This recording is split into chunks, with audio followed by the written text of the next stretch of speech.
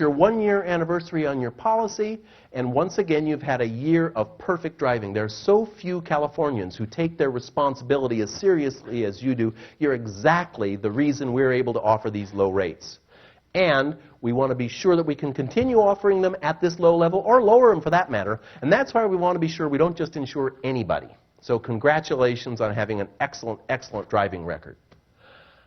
Among your friends, we'd love to offer these rates, but only to people who are also outstanding drivers. Who are the first people, a couple of names that come to mind for you, of individuals who drive low-risk vehicles, who take their responsibilities seriously, who would never drink and drive, for example? We'd love to give them the same level of service and the same low rates we offer to you. I said, Pete Schweitzer. Well, do you suppose Pete Schweitzer then called me up and said, "The nerve! George, you gave my name and number to that insurance company and they called up and lowered my rates by 30%? How dare you?" Of course not. He was thrilled. I was delighted to be their customer. I was happy to spread the savings to my friend. It created a positive outcome for him and also for the insurance company. But let's take that call apart. They didn't say, "Well, we're on a referral campaign and we've gotten up to the W's." No, they started off by giving credit where due. That is, they identified the first step to gathering referrals is to give credit where due. They identified what was it that made me a good customer. Okay, do any of you have customers you wish you didn't have? Okay, don't ask them for referrals. Their friends will all be just like them. You don't want them. But let's suppose you decided for once and for all that you really would go capture referrals. Let's say you just decided to identify your top 10% of your customers. Maybe it's the people who always pay on time, who are a pleasure to deal with, who trust your advice and judgment, who make good decisions, the people who value your relationship. If you identified the profile of what makes for your top tier of your very best customers, wouldn't it make sense to call them and say, "You are among my very best customers. What I notice and appreciate about you is that you're always punctual with your payments, you're a pleasure to deal with, you're always friendly, you return my calls, you give me ideas that help us grow. You're exactly the kind of customer we would love to have more of." Start by offering credit where due. Second step, as with 20th Century, be specific about who you're after in terms of referrals. Not, "Gee, can you think of anybody who would be a possible customer for us?" No, what they did with me is say, among your friends, who are the first couple of people who come to mind when you think of very safe drivers who would never drink and drive, who take their responsibilities seriously? In other words, it's kind of a fill-in-the-blanks approach. You tell your current customers what you love about them and what you wish you had more of in others, and let them fill in the blanks. And the third step, and this is an important one, is to make sure that as you ask for these referrals, you provide some appreciation or incentive for doing so. In my case, they explained that my rates would stay low if they could make certain that they insured other policyholders like me who were low risk, who were probably never going to file a claim. Point out why it is in your customers' best interest to have them supply you with referrals so you can continue to grow your business with customers like them. Power talkers are people who give credit where due. I'd like you to write 3 R's in this section of your notes, please. 3 R's, because my company name is Speaking from Experience. I view my role with you here today is that I go through my life paying attention to the experiences that happen to me, looking for lessons I can learn from them, looking for how can I write a story about this, how can I explain it to an audience, how can I, as a typical customer, how can I say what affects me positively, what can I pass along to others? And so I'm paying attention. I use what I call the 3R system. First R. I recognize what impresses me positively as a customer. For example, I was speaking to a dental group in San Diego not long ago, and I had a suit pressed just before the presentation. I went to pick it up, and the individual, you go to the dry cleaner, there's that automatic conveyor belt thing that brings your clothes around, and then they punch in the number, and it comes around to your suit or your dress, your garment, and they take it off the hook. And then usually right by the cash register, there's a little bar, kind of like a closet bar, and they hook it on there, and they ring you up, and then you take your clothes. This guy in San Diego, though, I noticed that as he took the clothes off the rack, when he went to that hanger bar, he turned it around and hooked it from the back. And I thought, wait a minute, he's doing that to make it easier for me to lift him and go. And I noticed what he was doing. I recognized it. And two, I rewarded it. Because I said, hey, I see what you just did. Of all the times I've been to a dry cleaner, I've never before had somebody do that. You took the extra trouble to turn that hanger around and hook it so that it would be easier for me. Wow, thank you. That guy almost started crying. I'm not kidding. He said, oh, and he happened to be of Arabic descent, and he had a heavy accent, and he said, I do this for all my customers. Nobody ever noticed. Oh, I'm so glad. Thank you. It was like we were going to hug each other that he had turned the hangers around. Recognize excellence in others. 2, reward it on the spot. 3, report on it. What I'm doing with you. I went to my audience and I reported it, and it happened to be a dental audience, and some individual said, hey, you know, when we have new patients come in, we have a new patient form. What if I put the new patient form on a clipboard with a pen and turned it around and handed it to them with the pen? Would that make them feel better? Absolutely! What a tiny adaptation. You could say, well, the dry cleaner does that. Why couldn't I do something similar to make my patients or my customers feel that much more welcome? Recognize excellence in others. Reward it in them, and report it to those around you, and see how you can incorporate it into your own business. Power talkers are people who give credit where due. When they notice things going right, they notice it, and they decide to do something about it. Now, ladies and gentlemen, I want to find out, are any people here people who have private pilot's licenses? Anybody ever take flying lessons? Okay, good. Quite a few of you. I'm also a pilot. And I want to tell you about a flight experience I had on June 16, 1996. I kept a Cessna 182 at a small airport in Seattle, and it happened that this is the airport where Boeing builds all 737s and 757s. It's the Renton Airfield. And I kept my airplane there, and on that particular day, I went flying with 2 people I had not met before, because I had made a donation to a charity auction, the Starlight Foundation, AIDS Critically Ill Kids. And you know, the auctioneer says, and your pilot will take you and a guest sightseeing in the San Juan Islands, which is in the far northwest part of our country. It's a beautiful, beautiful, beautiful part. It's near Seattle. It's very close to Victoria, British Columbia, just a cluster of lovely islands. And so that particular day, I went to the airport, I walked across the tarmac, and walking toward me was a guy, mid-50s, gray mustache, gray hair, a real twinkle in his eye. He was obviously excited about going flying. His name was Pete Buck, and I welcomed Pete aboard. Pete was an attorney in Seattle, and he had been the winning bidder. In fact, a very persistent bidder, because no matter what anybody else bid, Pete always outbid them. He wanted that flight. With him was his fiancée, Jean. Jean was a dentist, and Jean looked about the way you look if you're walking into her office for a root canal. No. You could see she did not like this whole idea of going in a small plane. So I welcomed them. I got them seated in their side of the plane. I came around, walked around the prop, and got into. Pilot's always sitting here, and I thought, well, Jean looks a little nervous, so I'll lighten things up. Now, as a pilot, you always give a safety briefing to your passengers, whether you're commercial or private. And I said, now, Jean, if at any point I should slump forward and stop breathing, don't worry. Pete can just press this red button and say, help, the pilot's dead! And someone will talk you down. Pete will land the plane. It'll be okay. Now, and Pete, should we land prematurely, you'll want to raise this lever so you can pop that door open and get out of the plane. But it was a perfectly beautiful day. We took off from Renton, and Jean thought that we were going to go sightseeing. But Pete had a secret plan, because June 16th was the day they had met 1 year earlier, and they had met on this little island, San Juan Island, and specifically at a yacht harbor called the Roche Harbor Resort that had a little airstrip beside it. So he thought his surprise was, for their anniversary, he'd have me fly to the place, as he put it in legal parlance, the scene of the crime, where they had met. I thought this was a wonderful plan. So we took off, perfect flying conditions, reached cruising altitude. I flicked on the automatic pilot. We're flying along, and it was spectacular. I'm going, Jean, if you look over your right shoulder there, that's Mount Rainier behind you, over 14,000 feet. Pete, look, up ahead there, that's Mount Baker. These two mountains have more glaciers on them than any other mountainous area in North America outside of Alaska. It was fantastic, sparkling, beautiful weather.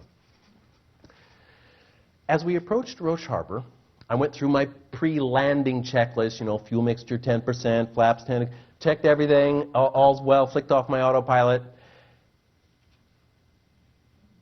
And I heard a voice. Don't land there. Who's that? What's that? And I looked, Pete and Jean didn't seem to have heard this voice. And I thought, well, that's kind of creepy. And I checked my gauges. Everything was just fine. I felt fine. But I'm not the kind of guy who, my life is not ruled by voices. And so I did what you pilots know. I made my turn to left base and then my turn to final, the last thing before landing. And as I made my turn to final, I heard again, don't land there. I thought, God, I've never had that happen before. That's weird. I thought, well, maybe I should change and go to another airstrip. How would I explain that? Pete, don't worry, I feel fine. As you can see, the instruments are all in the green. The weather's perfect. Everything's okay. I want to let you know I'm hearing voices. You don't like your pilot from the cockpit today. Ladies and gentlemen, we're approaching Detroit Airport. I'm hearing voices in the cockpit. I think we'll go to Minneapolis. So I decided to continue with the landing, and we were on short final, which is just before you actually touch down, before the threshold of the runway. In fact, the beginning of the runway was about as far as from here to the back of the auditorium. And at that moment, we encountered a phenomenon that the pilots in the room know about, and which you encounter yourself without knowing about it, and that's called wind shear. Wind shear is a vertical wind. You can't see it. You can't do anything about it. And in fact, you encounter wind shear all the time as you're flying because you're going along at 33,000 feet and suddenly your coffee jiggles a little bit. Well, that's wind shear. The plane may be bumped down 50 feet. You're at 33,000 feet. No big deal. But we were at 33 feet. And when you go down 50 feet from 33 feet, it's a big deal. And suddenly, it's like an elevator, the cable is cut or something. Suddenly, the plane's on the ground, and while you're flying, you're steering with the yoke. But when you're on the ground, the yoke does nothing. You steer with your feet. And I'm struggling with the foot pedals to keep the plane going straight because I can see the end of the runway that we're going to make it. If I can just keep it going straight, and we're bouncing along over little bumps, and there's grass sticking. And I can tell you, the weirdest thing in emergency situations, I had these three predominant thoughts in my mind. For some reason, I was thinking, first, I was like, oh, fine, I'm going to get grass stains all over my plane now. And then, of course, I also thought, why didn't I listen to that voice? And third, I thought, and why did the winning bidder have to be a lawyer? I do not want an attorney on my plane when I'm crashing. Still, I was able to keep the plane straight. We were bumping along, just heading right for the runway. We were just going to... And then I saw the ditch.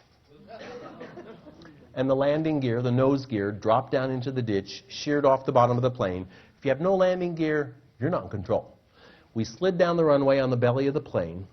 That particular model, the Cessna 182, has its carburetor on the bottom side of the block, so that was the first thing to be sheared off.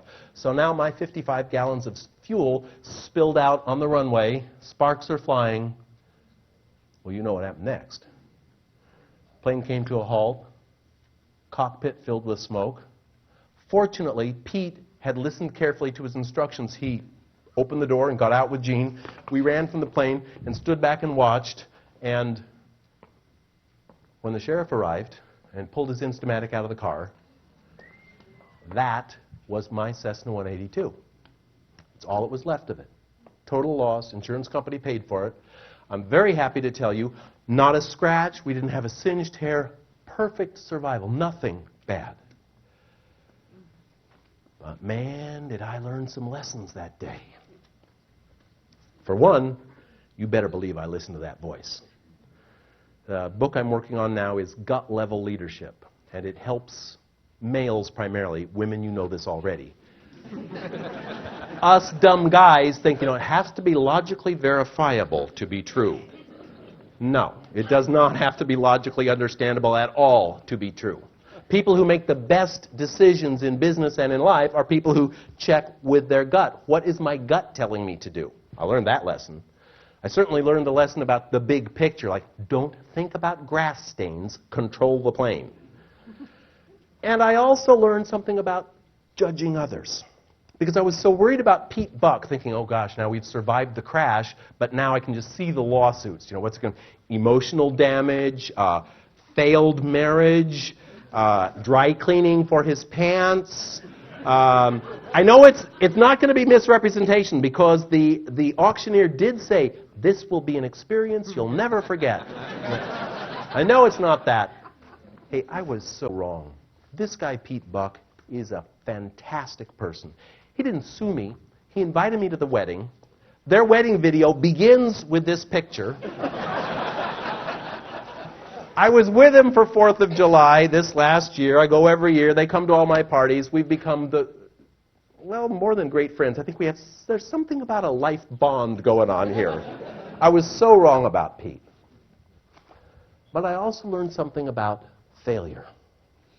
Because I certainly left that experience feeling that I had failed as a pilot. You know, you're not supposed to have your plane burn up. And I'm so grateful to your hometown boy here, Henry Ford, for reminding us of what failure really means. Failure is the opportunity to begin again more intelligently. In fact, the auditorium next door where the losers are, they fail a lot less than winners fail. Because when losers fail, they step back and they say, oh, I'm never doing that again. I'm no good at that. I'll never do that again. Winners have an experience like this and say, oh, there are lessons in there that I can learn. In fact, one of the distinguishing characteristics of winners in life is that they encounter failures and recognize that in them lie the greatest lessons they can learn. And in fact, you hear it in their language because power talkers exhibit the third trait, which is that they rebound resiliently. They bounce back. Do bad things happen to successful people? Absolutely. More bad things happen to successful than unsuccessful people. Unsuccessful people encounter a bad situation dealing with collections or selling or emotional customers, and they go, oh, I'm not good at that. I better not do that. Winners encounter the same situation, and instead of saying, I failed, I'll never do that again, they say, okay, there's a lesson here. What can I learn from this experience? What shall I do differently the next time I approach such a situation? How can I extract from this great meaning that I can take forward in my career and in my personal life? Failure is what helps to shape the most successful people. Power talkers rebound resiliently. If you hear someone saying, if only I had, you know that's not a winner. The winner says, starting now, I will. Power talkers rebound resiliently. Okay, I'd like you to stand up, please. And while you're standing, would you give yourself a little neck massage here? Scalp and neck. Because here's an intellectually challenging part of the evening. Because, hey, until now, has everything I've said made sense? Yes. You know this. This is not academic. Yet, there is a scientific foundation for what we're talking about. And while you're standing for a moment, sit down whenever you'd like, but as you remain standing, I want to explain the intellectual, the scientific background. And I will particularly invite these people to sit down so we can see what's up on the screen. I want to introduce you to one of our nation's preeminent psychologists, Dr. Martin Seligman. He's written several books. They are great. I recommend them all. In particular, I'll recommend the book Learned Optimism by Dr. Martin Seligman. Fantastic person. Here's Dr. Seligman's approach. It's called cognitive restructuring. And in fact, okay, how many of you are clinically depressed? Okay, of course you wouldn't admit it. There are two very effective treatments for depression. One is a pharmaceutical approach, and drugs really work well with depressed people. So long as they take the drugs. They stop taking the drugs, they're depressed again. Cognitive restructuring is different. Cognitive restructuring does not involve any drugs at all. It involves a counselor helping you to redefine the way you view the experiences that have happened to you in life. It works wonders because you don't need to take drugs, and it has a much more persistent, a much more lasting effect. Here's the way it works. An individual, you and I and the people next door, all have an explanatory style. That is, a habitual way of speaking, a way of describing what goes on. And there are three measures of your explanatory style. The first has to do with what I'll call the first P, pervasiveness. Global and local are the two extremes. So, for example, in my plane crash, I could say, oh, everything's going wrong for me. I crashed the plane, I'm in bad health, my family's falling apart, I'm experiencing financial difficulties, now I've got a lawyer after me, all kinds of bad things. Or I could use local and localize it and say, well, yes, I did crash this plane. However, I'm in good health, we all survived, this person seems like the kind of guy who's not going to make my life miserable. I have a wonderful child. My life is going well. Yes, I crashed the plane, but it's only that one thing, pervasiveness. The second scale, which I'll call the second P, has to do with personalization, your role in the experience. I could crash the plane and either say, it's because I'm terrible at everything I do. I can't fly a plane. I'm lousy at everything. Or I can say, now what are the factors that brought about this crash? The NTSB report that you can see on the internet now says that there were unpredictable winds and that there was a contributing factor, was an uneven runway surface at the advance of the threshold. There are lots of reasons this happened. Certainly I had a role. It's not a matter of dodging responsibility. It's where are you on that scale? Is it everything because of me, I'm a bad person, or is it because there were external factors that contributed to it? And the third scale has to do not with time, not with person, but instead with permanence. How long is this going to be around? Is this condition, I crashed the plane, I do everything wrong. Things always go wrong for me. I'm a loser in every area of my life, and I've always been a loser, and it's because I'm a rotten person. Or it can be unstable and say, well, things usually go right for me. This one instance didn't work out quite right. Now, here's what cognitive restructuring is about. It's helping people move from one end of the scale to the other. So that if we deal with people who are in a situation where things go well, the losers, pessimists, and the optimists have completely different ways of describing what happened. For example, the optimists, when things go well, say, they are at the global end of pervasiveness. Not only did I win the sales contest, but I've got a great personal relationship, I have kids, I'm in good health, I'm doing well financially, life is rosy. They say, because I planned well and worked hard, that's why I won the sales contest. This is no lucky fluke, I brought this about. And things are going to continue to do well. I'll always do well in my life. On the other hand, next door, when things go well, the pessimist says the opposite end of the scale. Oh yeah, this one thing went right. Yeah, I won the sales contest, but the rest of my life is a mess. And it's certainly not because I was a good salesperson. It was because the really good salesperson was sick that month, or something, my territory was changed. It's not me, something outside brought this about. And I'm sure this won't continue. But what about when things go poorly? When negative things happen, we and the losers have a completely different language pattern.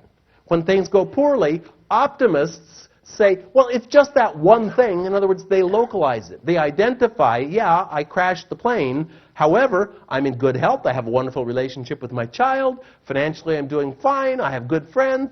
Yeah, one thing went wrong. Not everything. One thing went wrong. And there were circumstances that brought this about. Yes, I had a role, and I can change the way I play the hand I'm dealt, but there are other factors to consider. It's not because I'm a rotten person, and I'm sure things won't stay like this forever. The optimist says, yeah, once in a while things don't go the way you want. On the other hand, in the other auditorium where the pessimists are, they have a completely different way of viewing things. When things go poorly, the pessimist says, oh, everything's bad in my life. Not just this one thing. Sure, I lost the sales contest, and my health is declining, and my friends don't like me, and everything is wrong. And it's because I'm no good. It's internal. And it's gonna always be this way. Cognitive restructuring is about changing where you are on the scale. It's about consciously saying, as a doctor to a patient would say, now hold it, what you just said, you said you lost the sales contest because you are not a good salesperson. Are there some other factors here? Well, yeah, territories were realigned. Yeah, well, there is a tough economic environment right now. Well, yeah. So, in other words, the cognitive restructuring approach to people who are depressed is to say, let's shift your language to the other end of the scale. And in fact, with a very high reliability, Dr. Seligman or anybody who studies this field could listen in on you talking through the day to friends and to yourself and put you on the scale of optimist to pessimist, and you can change it. You can move. In fact, what I'm sharing with you tonight, these verbal strategies for improving the image you project to others, your ability to get cooperation from them, and the ability to motivate yourself is all something that you can do. Now, I said there are 9 trait areas, and for each of them, we're looking at some examples. I certainly don't expect that this evening you go, oh, well, I heard some stories, and I'm going to, okay, I'm going to quit saying I'll have to, and I'll always say I'll be glad to. How about problem? Instead of saying problem, gee, that makes me want to back away from things. If I run into a customer's challenging situation, I feel better than if I run into a customer's problem situation. Problems I get away from, challenges I move toward. Oh, I could change that. Instead of saying, I can't get you the report till Friday, I could say, I can get you the report on Friday. You could make lots of individual changes. But there's a big difference between simple and easy. It's not easy to change lifelong habits, obviously. Hey, don't make this mistake. Don't make the mistake of sitting in your chair and seeing me up here saying, oh, Mr. Author guy, he's learned these 50 things. No, I work on this every day. Last night, my flight arrived here just past 10 o'clock. I had my Yahoo map directly to the address on Franklin, where the Embassy Suites is, over in Franklin here. And just about 7 or 8 minutes after 12, I was at a mobile station with very thick bulletproof glass near Franklin in downtown Detroit, wondering why were all these young children out after midnight. And I was completely lost, and I handed my little map to the lady under the, the little place you slip the money through, and I asked, Embassy Suites, where's Franklin? It's got to be close here. I followed the directions. She's, Embassy Suites? And she looked completely baffled, never heard of Embassy Suites. I immediately thought, oh, God, she's obviously never been anywhere. She's stupid. I didn't think, maybe I'm in the wrong place. And then a rather disheveled woman who you wouldn't pick out walking down the street, there's a smart, capable person, I'll ask her. But she saw me with this map, and she took the map and started saying, oh, okay, now, oh, you know what you'd have, let me see, how would you get to Franklin here? And I'm thinking, okay, just humor her, she doesn't know. And then this really big, mean-looking guy comes over, takes one look and says, that's in Southfield. And she says, so what, do you work for the post office? And he said, yes, I work for the post office. It's in Southfield. And that woman got out her pencil and made me a little map that got me directly to Embassy Suites last night and basically saved my ass. So I found myself driving over here thinking, if only I had checked the zip code. And I go, oh, no, wait a minute. If only I had, no. Starting now, I will. Whenever I'm flying into a city that I've not been to recently, I'll check the zip code. And I also thought, at the rental counter at the airport, I showed the map to the dollar rental guy. I said, does this make sense to you? He looked it over. Yep, that looks good to me. But how could he have let me go the wrong way? I thought, hold it. It is not his responsibility. It's my responsibility. In other words, ladies and gentlemen, don't think that because I wrote the book and I give the speech that I've got this down. I work on it every day. Being a power talker does not mean, okay, there are 50 things, don't say that instead. I've mastered them, now I'm a power talker. No. It means that you decide every day to pay careful attention to the impact that your words have on others, on the image you project to them, on the level of cooperation you get from them, and on how they will affect you. Power talkers decide to take charge and to use their language, their daily interactions with others, to create the most positive outcomes they can. Being here tonight is a wonderful step in that direction. And it's a long time journey. It's simple changes, it's not easy changes.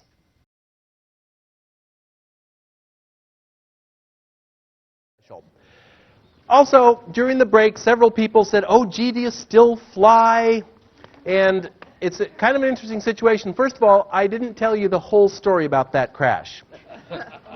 Because there were actually 4 passengers on board. My 6-year-old daughter was on board. One of the things I learned in that experience, when Pete got out with Jean, I, of course, grabbed my daughter from the back and pulled her from the plane, and we ran away. I was very interested in sort of watching myself outside my body, looking at how I handled it, and it was amazing to me that I didn't feel my heart was racing, I didn't feel in any panic, I felt absolutely calm and cool. I thought, this is odd. The one sensation I noticed physically is that I had an unquenchable thirst. My mouth was so dry. And people came out from along the airstrip and gave me gallons of water. No matter how much I drank, I was still thirsty, my mouth was still dry. Yet, I didn't panic. I didn't in any way fall apart until I put my daughter to bed. When she was in bed, I knelt down beside her bed and I cried all night long. And I guess partly it was that I wanted her to see her dad being strong in an emergency situation. I knew that for me to freak out was not going to make anything any better. But when I knew she was safe in her bed, man, I just cried all night. Another thing that came out of that experience is that at the time I was going through a divorce. My former wife, we had shared custody at the time, and naturally Mom freaked out. Her daughter, I don't think she minded that I almost died, but her daughter. And so I made a solemn promise that I would not take Kelsey in any small planes. Subsequently, my former wife decided to leave the country. And I had an opportunity at that time to either become a visiting, summer vacation dad or a full-time dad. And I paid attention to that voice inside me that said, the most important thing I will ever do in my life is raise this child. And I am so grateful. Thank you. You parents know why you're applauding, is because not only is it the most important thing for the child, it's been the best thing that ever happened in my life is to be a full-time dad. Well, because I had made the promise to not take my daughter in any small planes, when I subsequently became her custodial parent, if I can't fly with my daughter, I ain't flying. You can't dabble at flying. You better do it all the time and keep it up. And so it was out of the question. So now I ride motorcycles. Got to do something fun. And it's interesting how we get our lessons in life. Partway through the process of writing the book on which this evening's program is based and which some of you are getting at the table, partway through that process, I was not making any headway with my writing. And I'd love to tell you, that I had a big optimistic, outgoing spirit about it all. I didn't. I was going like, oh, you're such a procrastinator. You haven't even started. The manuscript is due in 4.5 months. You haven't even begun. And I was kind of beating myself up. And I thought, I have clients calling. They want me to come give presentations. I can't get started.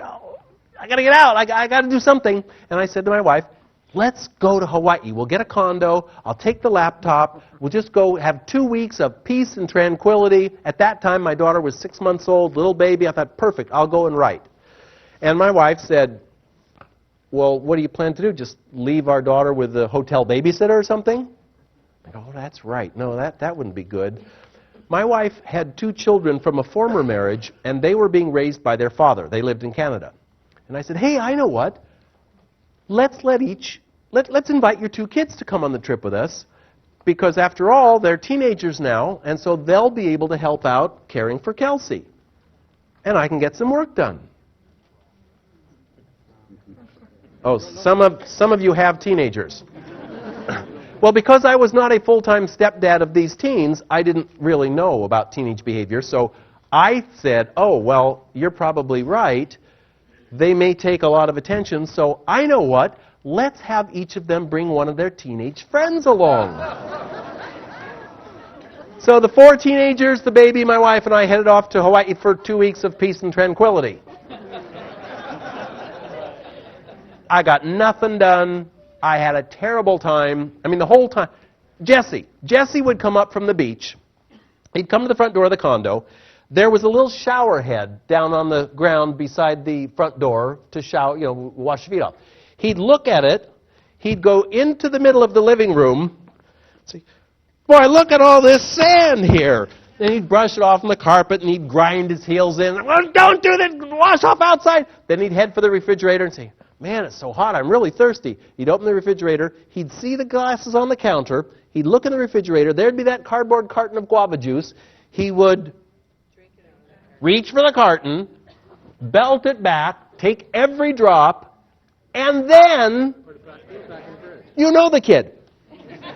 Then he'd put the empty carton back in the refrigerator, leave it open, turn and walk away. I mean, the whole time I'm going, pick up your towels, shower off outside, use the glass, be considerate. It was horrible. I had a terrible time. And I finally said, those teenagers have ruined this trip. I'm not getting anything done. I'm having a terrible time.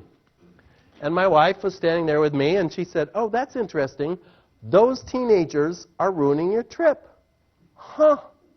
And she started waggling these 3 fingers. Now, let me tell you. If you write books about how to communicate positively, it is extremely annoying to be married to someone who has read them. Because waggling her fingers was her way of reminding me about a chapter I had written concerning one of my most important teachers, Edith Walther, my mom. That's my mom. On the left there, Edith. I remember when I didn't have a book report due one night. It was ready to be turned in the next morning, but I hadn't done it. My mom said, well, why isn't it done? You've had it for a week. And I pointed at my typewriter and said, the typewriter broke. I had this sort of a aqua coral-colored Smith Corona typewriter. I said, well, the typewriter broke. And my mom pointed at the typewriter and said, oh, I see one finger pointing at the typewriter, but look where the other 3 fingers are pointing. And she made me laboriously, she went through each finger. What does this finger say? That one says the typewriter broke. What's this one say? This one says I shouldn't have waited until the night before it was due. What does this one say? This one says I should have checked the typewriter to make sure it was working. And what about this one? This one says I should have had a backup plan in case the typewriter didn't work, some other way to get it turned in. In other words, it's not the typewriter's responsibility to get the book report done. Bring the responsibility back where it belongs. The teenagers didn't ruin my trip. My reaction to, obviously, what you're attesting to is normal teenage behavior, that's what ruined the trip. The 4th trait of power talkers is that they accept personal responsibility. You hear it in the way they speak. Powerless people say, I can't stand it. Why can't my leadership team get there on time? They're late for meetings. It throws off the whole schedule. They're bad. Power talkers pay attention to the 3 fingers pointing back at them and say, given that that's the fact, what can I do about the situation?